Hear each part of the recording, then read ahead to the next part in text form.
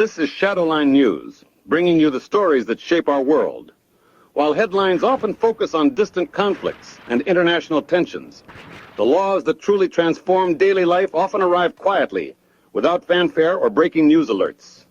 Today marks one such moment of transformation for millions of Americans living in Virginia, Maryland, and Washington, D.C. Dozens of new laws have officially taken effect across the mid-Atlantic region, creating a patchwork of changes that will influence everything from how we eat takeout food to how students use their phones in school.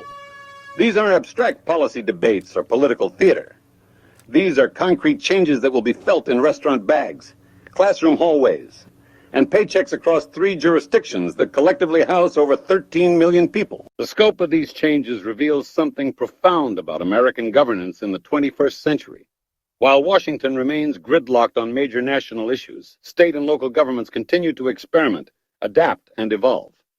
The new legislation addresses artificial intelligence regulation, data center operations, healthcare reforms, and educational policies. Each represents a different approach to challenges that every American community faces, yet solutions that remain frustratingly elusive at the federal level. Consider the seemingly mundane issue of takeout containers. What appears to be a simple environmental regulation actually represents a fundamental shift in how we think about corporate responsibility and consumer choice. When restaurants can no longer automatically include certain types of packaging, it forces a conversation between business and customer that didn't exist before.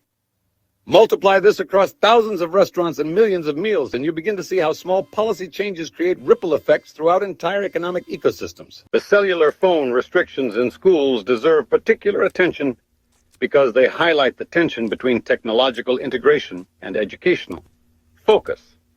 Students will now be required to give up their cell phones during school hours. This isn't merely about discipline or distraction. It's about fundamentally reimagining what the learning environment should look like in an age where digital connectivity has become as essential as breathing.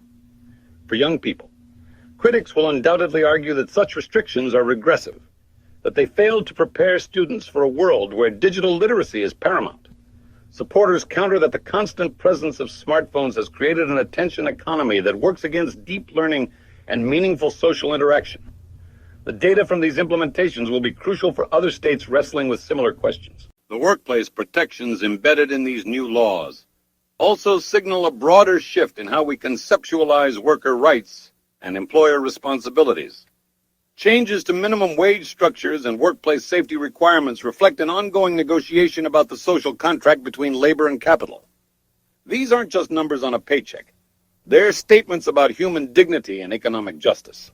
What makes these regional implementations particularly fascinating is how they create natural experiments in policy effectiveness.